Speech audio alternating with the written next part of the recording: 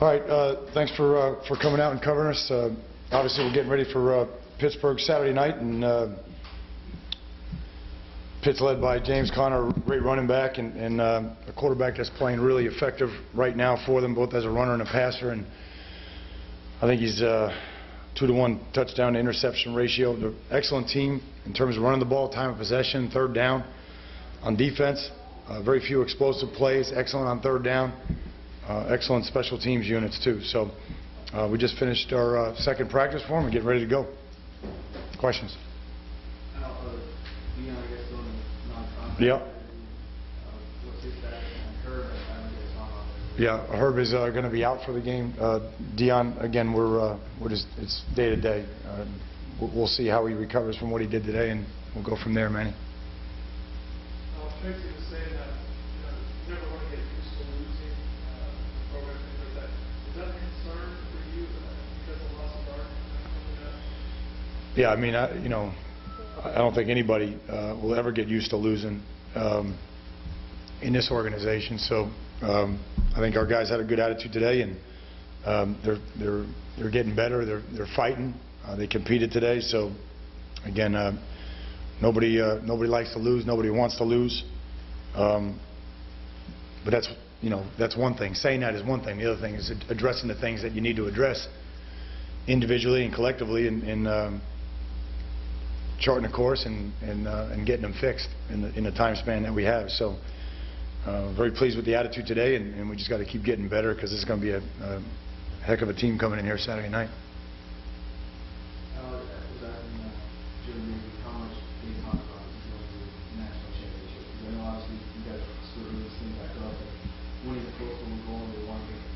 How do you guys talk about that? How much do you want them talking about that?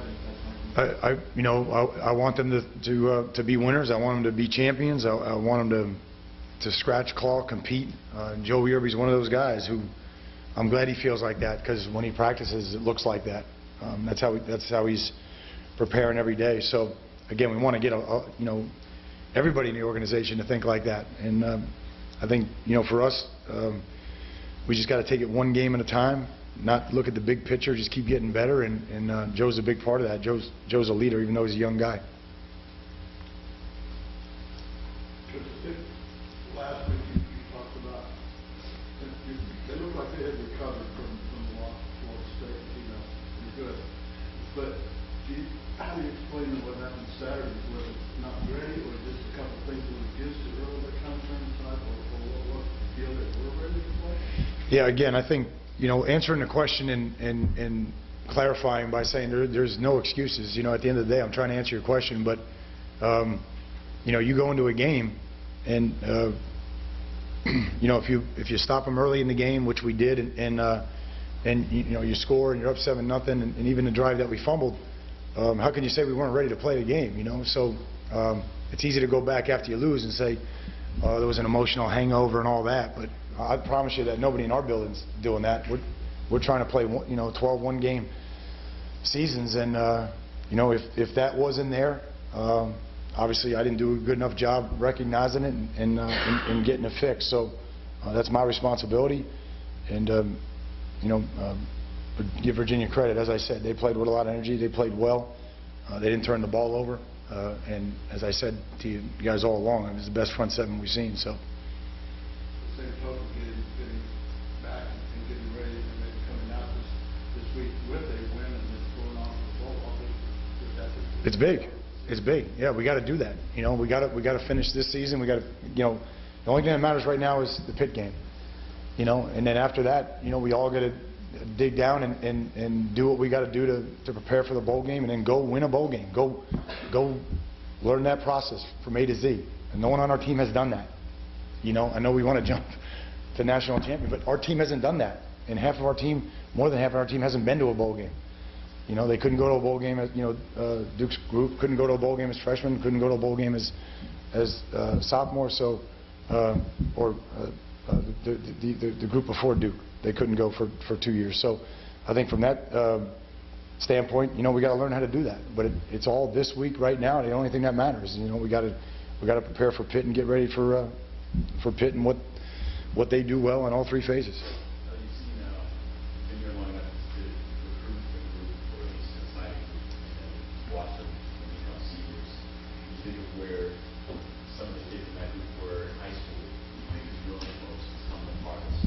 Yeah, I didn't recruit Clive Walford, but Clive Walford, you can make the case that improved every year during his career, accepted coaching,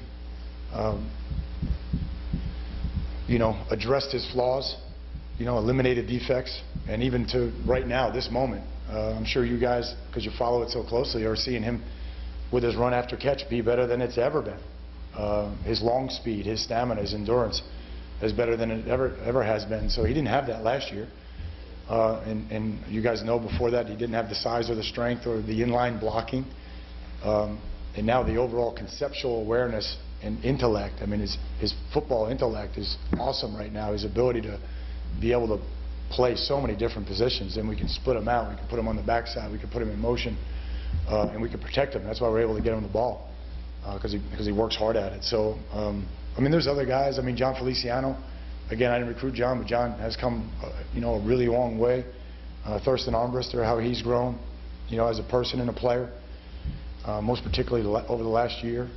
I hate doing this, Matt, because I always leave somebody out, and then, you can never win. But there's so many other guys, I mean, again, it's really important for us to give them everything we can this weekend, the seniors, and send them out winners against Pitt. Maybe I do. Maybe I do. And I just think, Clive, that was a long journey. You guys were here before me with his arrival, and I'm sure he's a lot more gangly then than he was when I first got here, and couldn't really practice full speed the whole time, wasn't strong enough to run routes and finish practices. And then he got stronger and stronger, and his blocking got better, and he was obedient to a process, and I'm glad that he's reaping the benefits of it right now. And he didn't try to jump to outcome or just try to, expect everything to happen overnight. He just was really coachable, and we were hard on him. And I'm talking about Larry, James, Brennan before him, and strength staff, everybody, and he just kept growing and learning and playing at a really high level right now. They weren't playing. Some of them were your first recruits. Yeah. What was that process like, having to come in and salvage that, and then what do you think was the market left behind? Well, I think they're not done yet. Again, we gotta take care of this week, and then then we have a bowl game to take care of. I think the biggest thing is just, and again, I hate answering those questions, Christy, before it's over. We got a lot of work to do. We really do. And I think they know it. They practiced hard today. They know we better be really good against this team, because Pitt doesn't beat itself. They control the ball. They're good on third down on both sides. And as it relates to this group, they want to win. They want to finish off with a win and then go to a bowl game and be the first team that's won a bowl game in a really long time. Again, you guys would know better, but I don't know the exact, but I understand it's been a while. So it all starts this week with how we prepare, and then try to build momentum from there. I don't think you should make a difference right away on those kind of factors, but you guys have done so much better at home. Is it just the competition? No, I don't know, Susan. I mean, obviously, as a coach, you ask all those questions. You go through everything before and after, and if it doesn't go well, you look at everything, even the schedule. So I've looked at everything, and again, to answer your question, it's you kind of straddle the line of making an excuse. You know what I mean? So it's like we didn't perform well enough, and at the end of the day, we got to execute better on the road, and we can't make some of the mistakes. I think we've turned the ball over too much on the road to win. As you look at it, 2 big ones the other night, right? Nebraska 3, 1 for a touchdown. Georgia Tech 2 or 3. Louisville 3. And that's hard to, if you're going to go on the road, you got to protect the ball better than that and win. So there's other things, obviously, but I'm just trying to answer your question as best I can at this moment.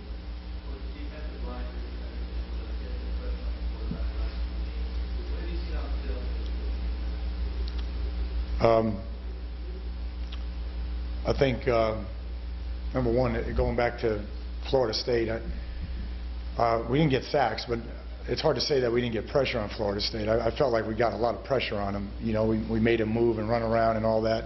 And I think the Florida State offensive line is really good, really good. And I said that going into the game. This game here, we didn't get them in enough third and in shorts, and we put them in a lot of bad positions, you know, in the red zone and the blocked field goal and things of that nature. So, again, there's no excuse. We got to get a better rush, especially out of 4.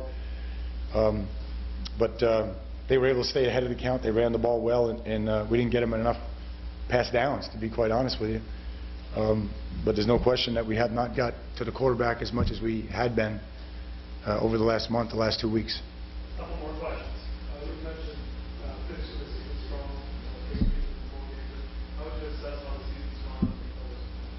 Again, I think the time to assess everything is afterwards, and I mean that respectfully. You know, for us, every game that we've played on the road, we've gotten back at 4 or 5 in the morning. It's like, as a coach, you just go to work, and it's really not until Wednesday that we even are big picture oriented. You know what I mean? So we're in that mode right now. You know, so I just left the meeting to come here, and I'm going right back to the meeting, and there's really no time. And if you look at Pitt and how they played and how they played the second half of the season and what they're doing really well, that's where all our focus is. So I'm not really geared into looking back at the season. I think we got too much that we got to work on right now. Respectfully, go ahead. Just looking at Pitt and Connor heard last week, still expecting to play, but the kid that came in and plays also being over 100 yards. Are they? Can you compare it? Yeah, I think you know, Bennett is another strong runner. I don't know if he's as tall as Connor, but obviously physical stature, downhill runner. I think you know, they're not going to change who they are, regardless of who's running the back, and the quarterback does a good job running the ball as well. So again, it's an excellent running attack that's made more difficult because they have a tight end that can get it, and they also have Boyd on the perimeter. Very good hands from this receiving core. Very good receiving core in terms of their hands, and that's what makes it difficult. More and more players are making spectacular catches now in college football. One hand grabs. You see all the Yeah. And the kid did last week too. Well, why do you think that is? Because we didn't intercept it last week. I think the receivers are so much longer and bigger now. You know, there's not many 5'9", 5'10" receivers, so you're getting guys, big wingspans, big hands. They're able to go get it. I think they're just a lot more, I guess, deft at ball handling. They're doing it year-round. They're doing it in 7-on-7s. They're testing those things out, you know, in those, you know, at that time, and then some of that's carrying over to competition. You know, again, it's hard for me to answer. I'm thinking about James Conner coming right down here, and you're asking me to think about one-handed grabs, but I would say that in general, you're getting more length at receiver, you're getting more wingspan, you're getting bigger hands by some of those guys, and I just think they're doing it year-round. They're doing it at a young age year-round.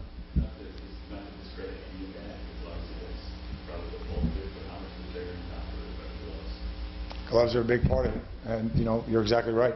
I should have thought of that. You're exactly right. No. I was a straight blocker. Yeah. When I was asking an actual question, Yeah. what's the kind of the imprint that Denzel Perry made in linebackers? Yeah. And look, you know,